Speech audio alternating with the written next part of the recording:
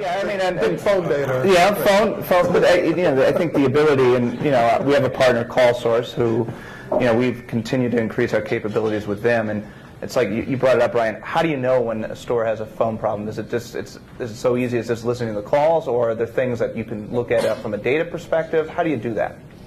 Well, it's no news that you can listen to recorded calls. No, it's been around for a long time.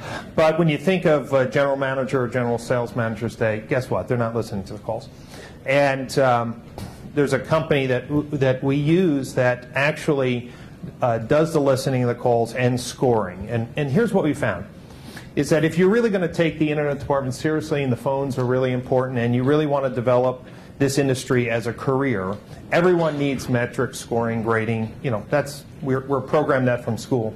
What we found is that once calls were scored and coached and reviewed, over time, so day one, let's just say on a 5 scale this company uses, the average for our deal is about a 1.3. Over 90 days, when they get into that 4 dot, they're closing 100% more, so they're getting 100% more appointments than when they started. And what's the difference? They're actually not getting more, like someone's not listening to 20 calls a day. It's that accountability, inspection, and training, constant loop. That's what Jared was talking about.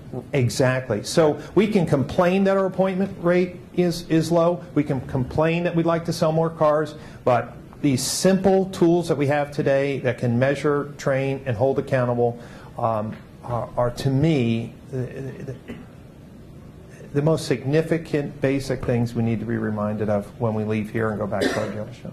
Yeah, and phone calls is the highest source of contact to the dealership. I mean, that's the most points of contact, the most leads come via phone. I mean, to not manage it, to train salespeople on what to do when someone walks in is a little reactive.